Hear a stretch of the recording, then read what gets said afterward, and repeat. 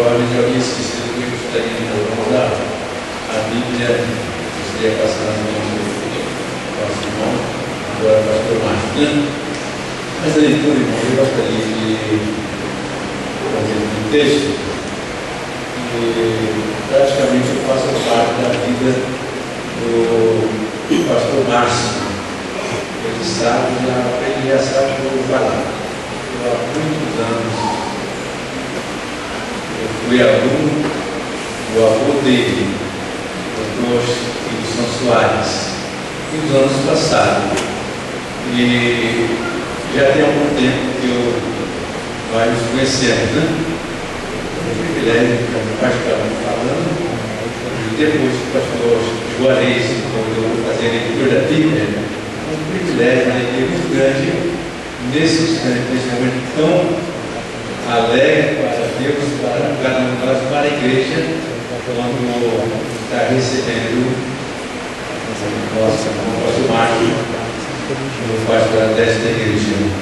E eu quero fazer a leitura da Bíblia num texto, creio que bastante conhecido dos amados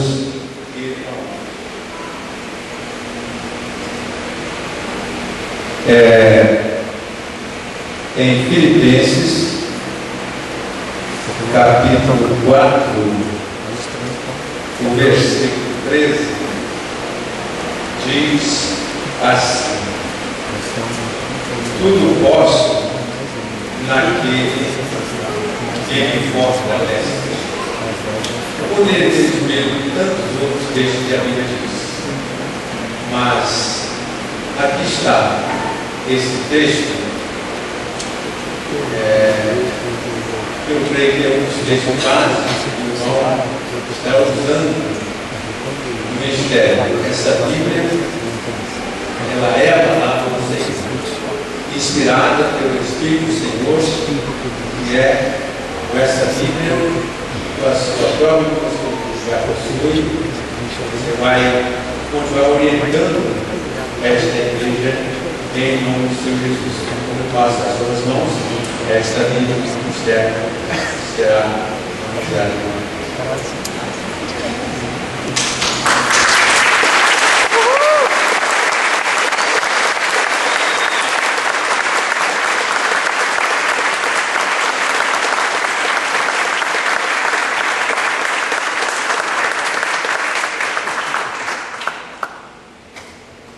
Nós vamos nos pôr de pé novamente, os irmãos vão ficar de pé também, para cantarmos ao Senhor um hino que tem sido, já ao longo de vários anos, considerado o hino oficial dos pastores batistas do Brasil. Esse hino que foi escrito pelo pastor João Wilson Soares, durante mais de 50 anos, pastor da primeira igreja batista na cidade do Rio de Janeiro, nos cantar essas verdades muito preciosas e ao mesmo tempo verdades que representam um desafio para os líderes na obra do Senhor.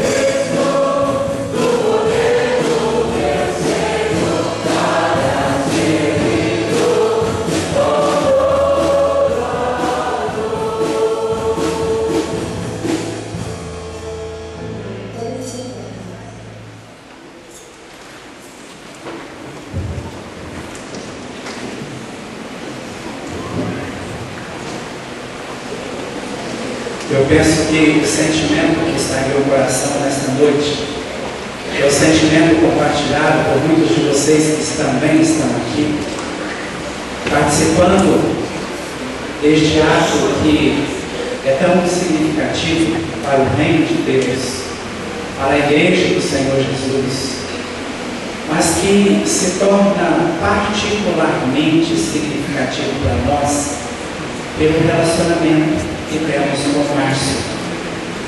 Márcio, durante vários anos, ele serviu ao Senhor na Igreja Batista em Jardim Camburi. Depois de já haver feito a mesma coisa em outras igrejas, mostrando uma formação cristã segura, sólida e uma disposição especial para fazer o trabalho do Senhor, para realizar a obra do Senhor. A igreja em Jardim Camburi, ele liderou com muita eficiência alguns dos nossos ministérios. E por isso, como disse no início dessa fala, esta noite tem um significado muito especial para nós, porque é quando você vê a concretização de alguma coisa, você já via acontecendo há algum tempo.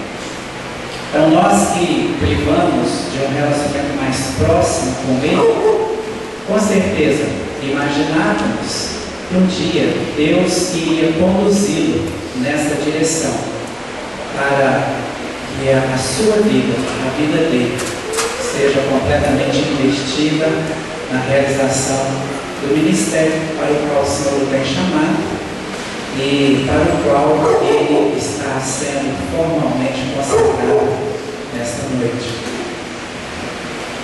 Eu estou contente por poder compartilhar com vocês nesse momento a palavra de Deus a pedido do Márcio. E eu quero ler com vocês no livro do profeta Jeremias, capítulo 1 de Jeremias, do versículo 1 até o versículo 10. Se você tem uma Bíblia com você, quero encorajá-lo a abrir a sua Bíblia nesta passagem, Velho Testamento, livro do profeta Jeremias.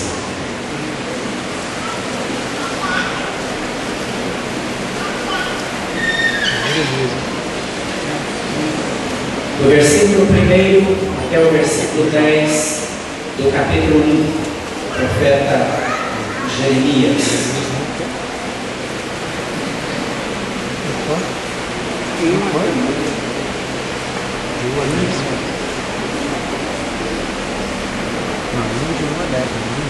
É possível que a minha versão, a tradução que eu estou usando aqui seja um pouco diferente daquela que alguns de vocês estejam usando.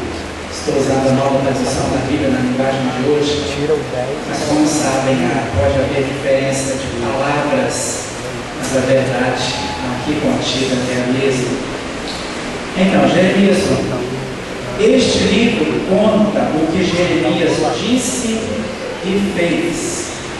Jeremias era filho de Ilquias, um dos sacerdotes da cidade de Anatote, no território da tribo de Benjamim.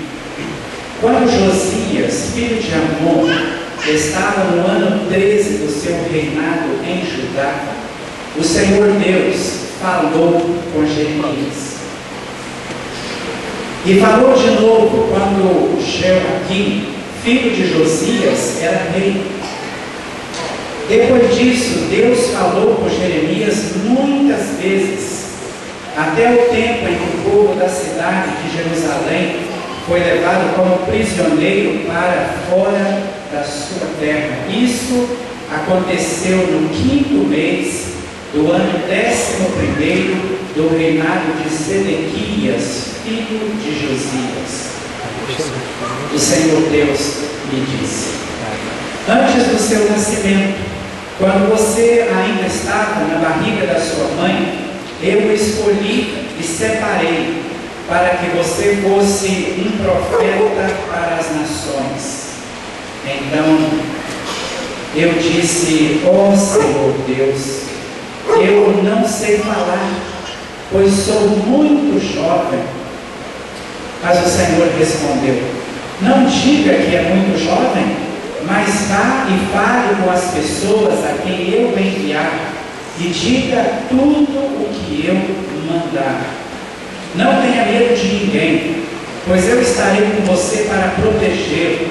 Sou eu, o Senhor, quem está falando. Aí o Senhor estendeu a mão, tocou os meus lábios e disse: veja, eu estou lhe dando a mensagem que você deve anunciar. Hoje estou lhe dando poder sobre nações e reinos, poder para arrancar e derrubar, para destruir e arrasar, para construir e para plantar. Sua atenção em especial eu peço no versículo 5. Palavra do Senhor Deus para o Jeremias, antes do seu nascimento, quando você ainda estava na barriga da sua mãe, eu o escolhi e separei para que você fosse um profeta para as nações. Se você fizer uma caminhada na história do cristianismo, você vai perceber que ao longo dessa nossa história de mais de 2000 anos, Deus tem utilizado meios, formas, métodos, materiais, estratégias. Deus tem utilizado recursos os mais diversos para realizar a sua obra em todo o mundo, em toda a terra. Mas se você prestar bem atenção na história, você vai perceber que antes dos métodos, antes das estratégias, antes dos recursos, dos materiais, estão homens e mulheres que Deus usa. Alguém disse certa vez que o método de Deus é o homem. O método de Deus são as pessoas. Deus decidiu fazer a sua obra na terra através de homens, de mulheres, de pessoas, e pessoas as quais Ele escolhe de acordo com os seus próprios critérios, de acordo com a sua própria vontade. Todos nós estamos muito seguros e muito conscientes do princípio bíblico que, esquecido durante muitos séculos, foi retomado na época da reforma religiosa do século XVI, o princípio do sacerdócio universal dos crentes, ou seja, o princípio bíblico que diz que cada crente é um sacerdote diante de Deus. Em outras palavras, cada crente é alguém chamado por Deus para fazer a obra de Deus. Esta é a verdade da palavra de Deus para a sua igreja, para todos nós. Mas ao mesmo tempo, paralelamente, nós reconhecemos que desde sempre, no meio do seu povo, no meio da sua nação, Deus separa algumas pessoas. Deus chama a pessoa de maneira específica e Deus dirige a vida daquelas pessoas para que a vida delas seja completamente investida na realização de um ministério específico por determinação de Deus. Jeremias foi uma dessas pessoas. Jeremias foi profeta de Deus na virada do 7º para o 6º século, uma parte de um, uma parte do outro. Jeremias, segundo nós podemos saber pela história, ele exerceu o seu ministério por aproximadamente 40 anos. O ministério profético profético realizado por Jeremias aconteceu num dos períodos mais difíceis na história do povo de Judá. Aquele foi o tempo em que o império da Assíria fracassou, foi arruinado. E, simultaneamente, aquela ruína começou então uma disputa de poder entre o rei do Egito e o rei da Babilônia. E onde estava a nação de Judá? Exatamente entre os dois. Foi naquele tempo de turbulência, um tempo difícil para aquela nação, não apenas do ponto de vista político, mas e sobretudo do ponto de vista espiritual, que Deus levantou Jeremias, para o exercício do ministério profético. Queridos,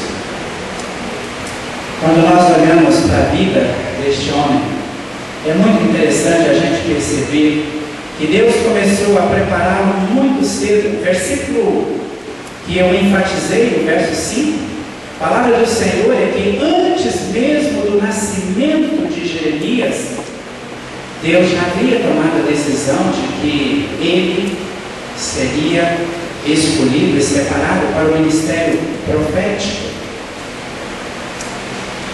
Jeremias era uma pessoa que hoje nós chamaríamos de passional, é conhecido como profeta chorão. E ele teve e tinha muitas razões para isso. Na verdade, a mensagem básica de Jeremias foi denunciar o pecado na vida do seu povo e as consequências iminentes, os resultados a que aquele povo seria conduzido por causa dos seus pecados e do seu afastamento. Mas é claro que dali ele tinha uma voz também que chegava às nações para denunciar o julgamento de Deus que aconteceria sobre as nações. Ele viveu muitas crises, basta você olhar o livro, você vai perceber. Ele foi terrivelmente perseguido, foi agredido, foi rejeitado na sua palavra, mas ele exerceu um ministério extremamente relevante. Um ministério de impacto para a sua geração. E há um fato a respeito de Jeremias que eu imagino não precisaríamos citar nenhuma outra informação para a sua biografia, a não ser aquela que nós encontramos em Mateus, no capítulo 16, quando Jesus perguntou aos discípulos: o que as pessoas estão falando a meu respeito? Qual é o julgamento, a avaliação das pessoas? E então aqueles que estavam ali começaram a dizer: olha, estão dizendo que você é fulano e Jeremias. Jesus foi confundido com Jeremias. Você pode imaginar o que isso significa. Queridos, nós estamos geograficamente falando muito distantes da Palestina, na região onde Jeremias viveu. Mas eu creio que todos nós concordamos que vivemos tempos difíceis. Claro que não são as mesmas dificuldades, porque os desafios são novos para cada geração. Por isso, nesse tempo que nós estamos vivendo, Deus está levantando, Deus tem levantado homens e mulheres para que a semelhança de Jeremias exerça um ministério que faça diferença, que cause impacto na vida das pessoas, na vida da sociedade, começando perto de nós e talvez, querendo Deus, alcançando segmentos muito mais amplos da sociedade. E nesta noite, nós viemos aqui para orar e pedir a Deus que isso aconteça com este homem chamado Márcio. Que Deus use a vida dele nesta geração, no contexto onde Deus o tem colocado e onde Deus, pelo seu propósito, levar que ele seja um Jeremias dos nossos dias, um profeta de Deus para esse tempo. Mas quando nós olhamos para a vida de Jeremias, há algumas características que identificam esses que são escolhidos por Deus. E eu vou mencionar 4 delas. Vou fazer isso rapidamente. Primeiramente, olhando esse texto, a gente percebe que a pessoa que é escolhida por Deus é alguém que ouve a voz do Senhor. É alguém que tem ouvidos para Deus. Você observa nessa parte que li, no versículo 2 e no versículo 3. Quando Josias, filho de Amós, estava no ano 13 do seu reinado, o Senhor Deus falou com Jeremias. No versículo 3, e falou de novo, agora no reinado de Joaquim, filho de Josias. Depois disso, Deus falou com Jeremias muitas vezes, até o tempo em que o povo de Jerusalém foi levado para o cativeiro. Claro, a gente acompanha a sequência desse livro e a gente percebe que essa informação inicial é para estabelecer um tom, é para mostrar aquilo que seria a prática comum, a experiência comum na vida desse profeta, ouvir a palavra de Deus. Olhamos para Jeremias, estamos diante de alguém que tinha sensibilidade para ouvir o Senhor. Jeremias desenvolveu sensibilidade para saber quando Deus estava falando com ele, para escutar a voz de Deus. Jeremias escutava Deus quando Deus falava aquilo que ele gostava de ouvir. Mas ele ouvia Deus quando Deus falava também aquilo que ele não gostaria de ouvir. Mas ele ouvia Deus. Jeremias ouvia Deus nos tempos da prosperidade, mas ele ouvia Deus também no dia da dificuldade. Seus ouvidos estavam atentos. Márcio, nós ouvimos muitas vozes hoje. Muitas vozes. Nós temos à nossa disposição dezenas de métodos para fazer o trabalho de Deus. Nós temos diante de nós muitos recursos, e recursos modernos, alguns deles, possibilidades. Nós temos alguns gurus hoje, de líderes evangélicos, de liderança evangélica. Nós temos muitas possibilidades de ouvir ideias, propostas, sugestões. E nós temos as palavras que chegam a nós também através daqueles que fazem parte da igreja do Senhor Jesus, onde nós estamos servindo. Você ouvirá essas vozes frequentemente. O risco que nós corremos é de deixar de ouvir a voz que nós precisamos ouvir, que é a voz de Deus. Essa é a necessidade básica para cada um de nós que está aqui. Isso não é algo exclusivo para o pastor, o diácono, o ministro. Só que o pastor ele tem uma responsabilidade adicional. Ele está naquela posição em que ele precisa ouvir a voz de Deus para ele saber o que vai falar às pessoas.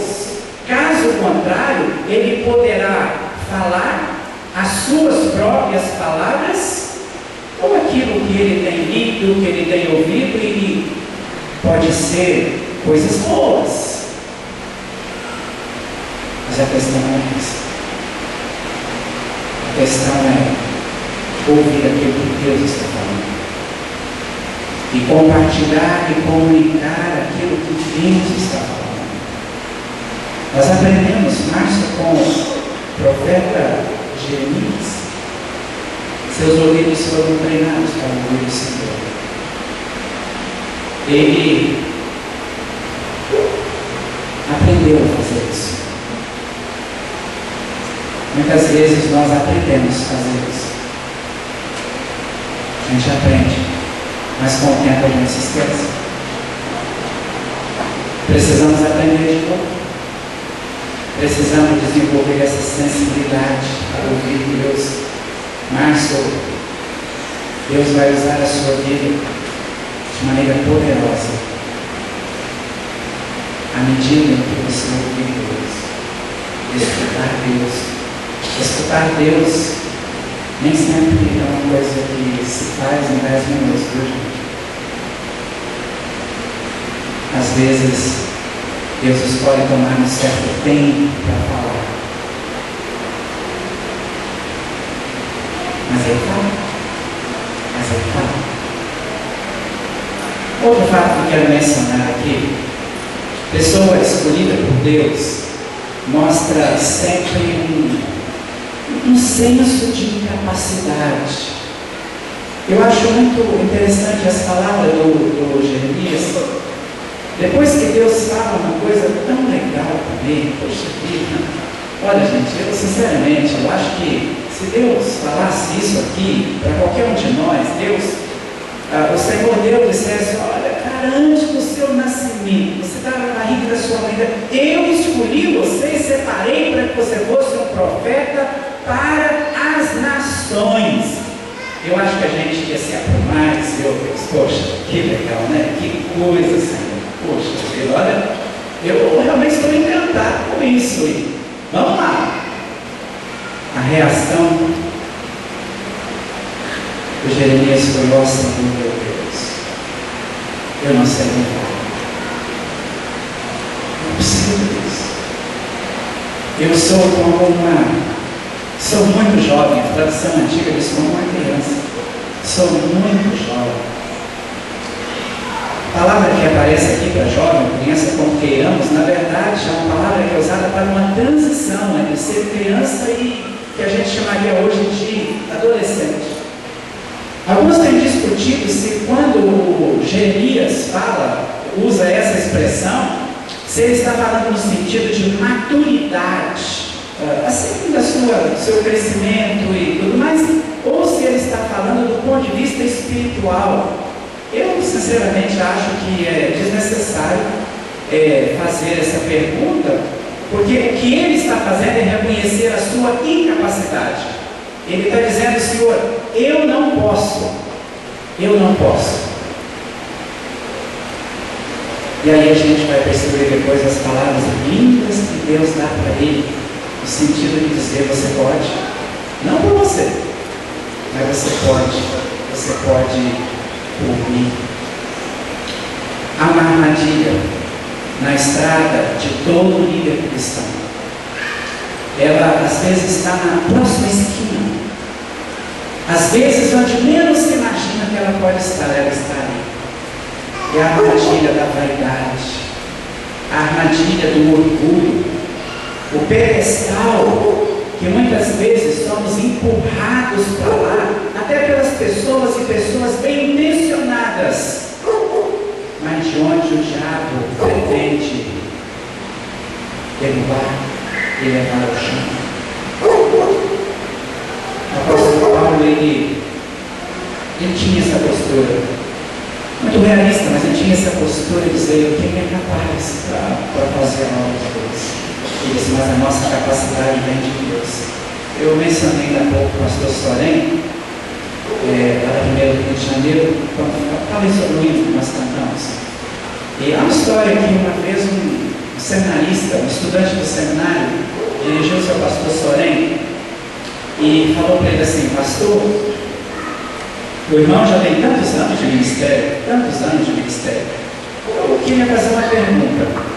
O irmão acha que é normal para a gente, quando a gente vai subir ao púlpito para pregar a palavra de Deus, que a gente fique assim, nervoso?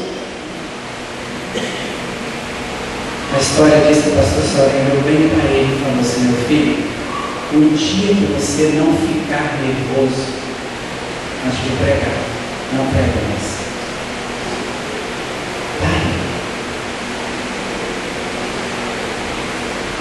Esse nervosismo, naturalmente, aí se refere àquele senso de incapacidade.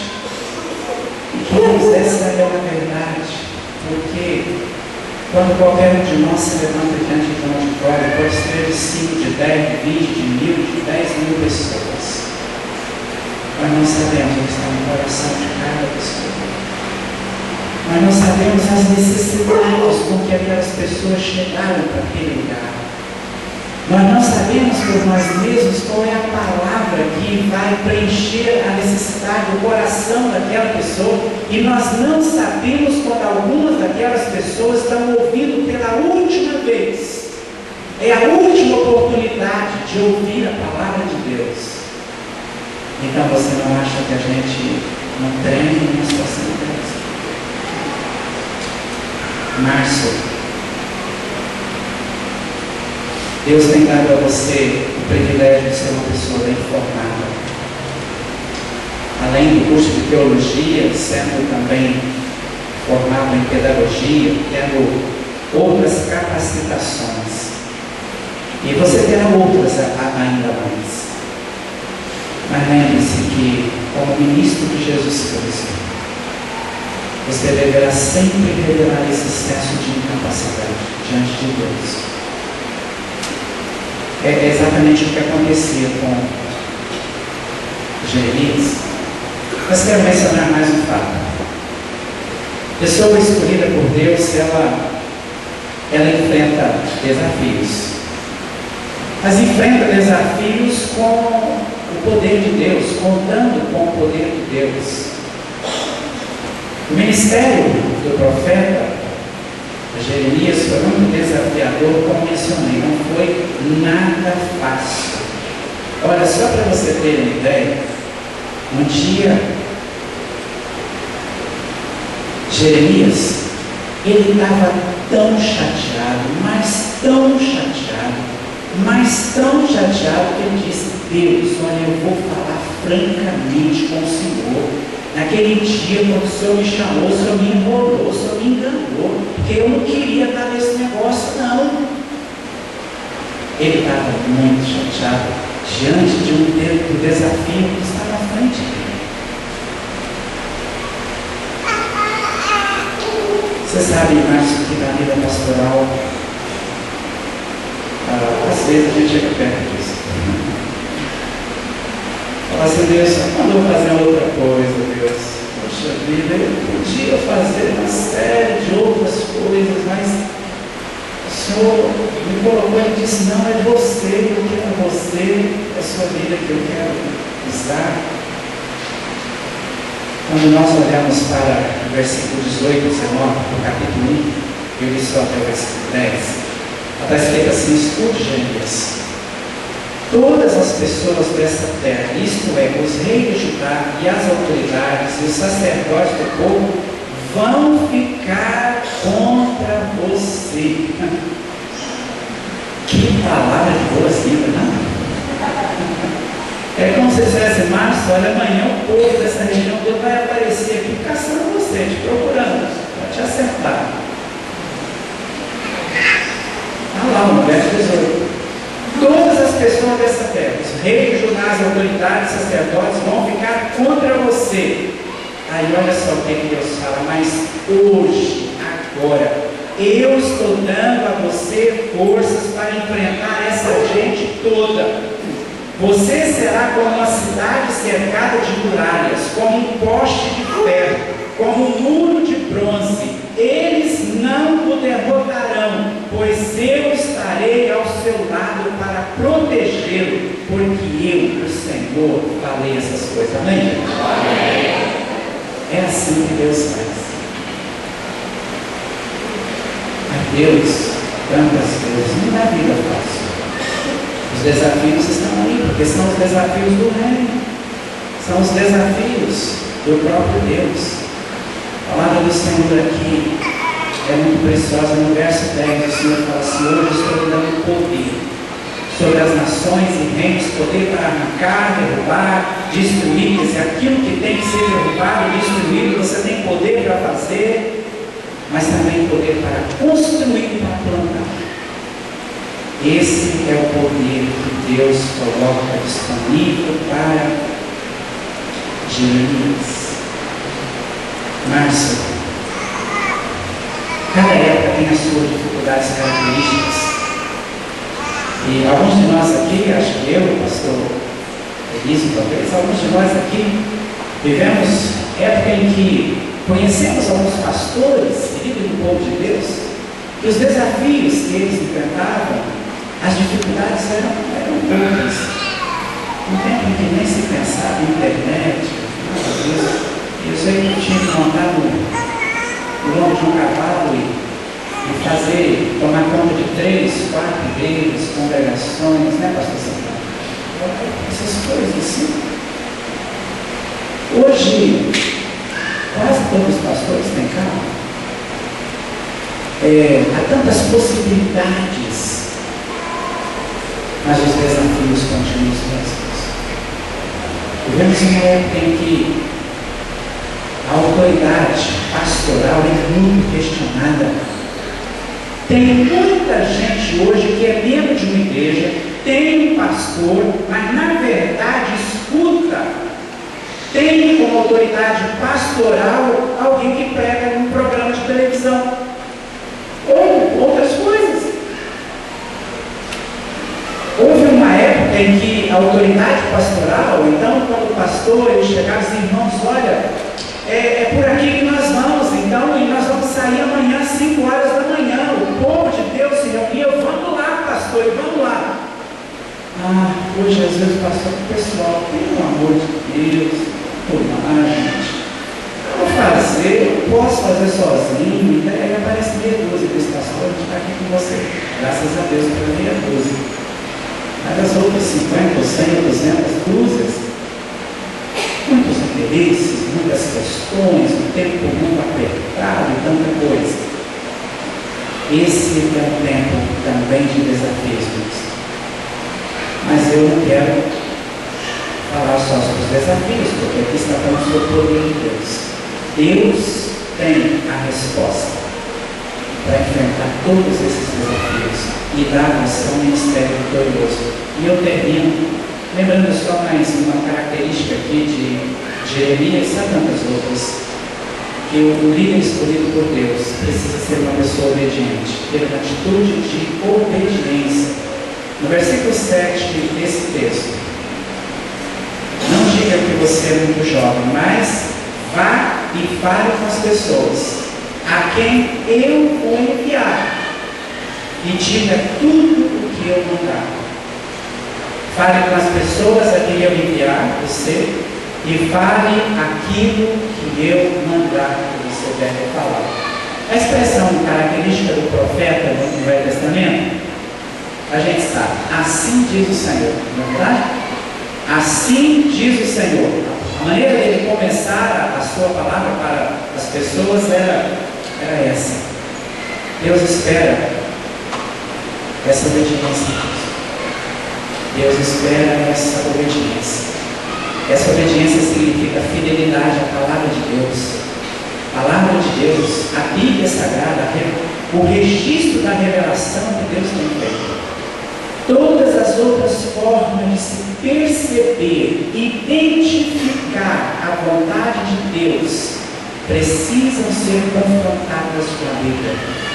se elas não encontram o respaldo da palavra escrita, inspirada pelo Espírito de Deus, nós precisamos questionar, porque a nossa fidelidade, a nossa obediência é a essa palavra.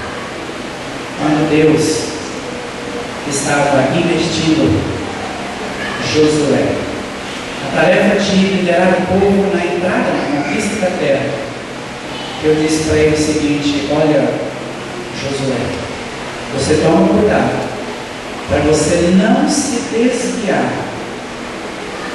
nem para a direita e nem para a esquerda, mas vá no caminho, vá no caminho da obediência. E a gente percebe no meio de todas as crises que Jeremias manteve a sua obediência ao Senhor até o final da sua vida. Que Deus abençoe você mais. Que Deus realmente dê a você a bênção dele, como Jesus falou, uma palavra linda em João 15,16. Não foram vocês que me escolheram, mas eu escolhi vocês e os nomeei para que vocês vão e deem fruto, e fruto que permaneça, para que tudo que vocês pedirem ao Pai em meu nome, eu faça. É isso, exatamente isso que o Senhor Jesus quer para você. Deus o abençoe e abençoe a todos nós. Nesse momento, Márcio está vindo aqui à frente e ele procederá à leitura do termo de posse, que é também comprometimento que ele está fazendo. Depois nós vamos ter a oração de posse dele como pastor desta igreja, porque hoje há 3 eventos, pelos quais nós estamos reunidos aqui. A igreja está completando 10 anos como igreja organizada, 11 anos como trabalho do Senhor aqui. Estamos formalizando a consagração ministerial do Márcio, ao mesmo tempo que ele está encontrando o posto como pastor desta igreja.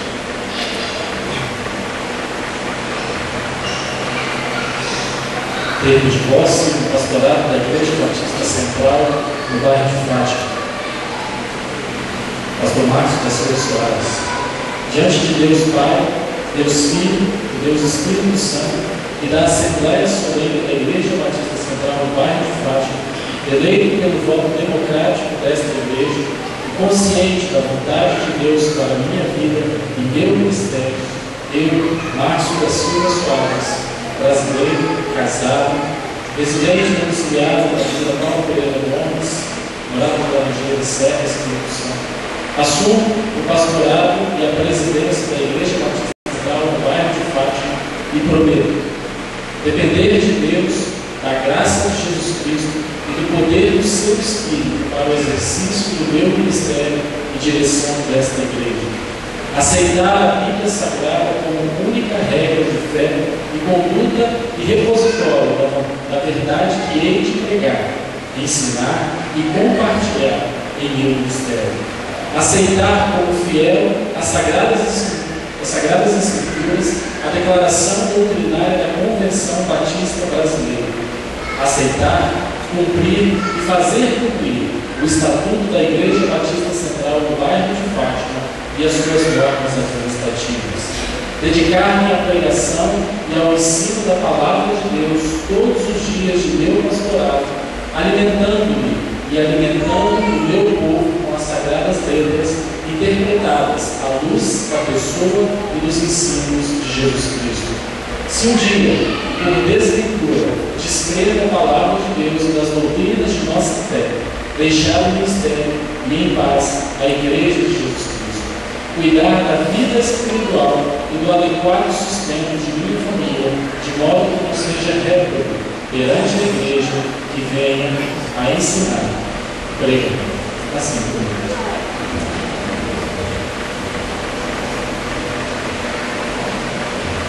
Estou pedindo ao Márcio para ele descer, ele está juntamente com a Fernanda, a esposa, aqui à frente, Eu quero pedir a todos vocês que pertencem, fazem parte da Igreja Batista Central, participam para vir aqui à frente nesse momento. Todos vocês que, membros ou não, mas que fazem parte desta igreja central aqui, para que vocês venham aqui à frente para esse momento de posse, em que nós queremos orar.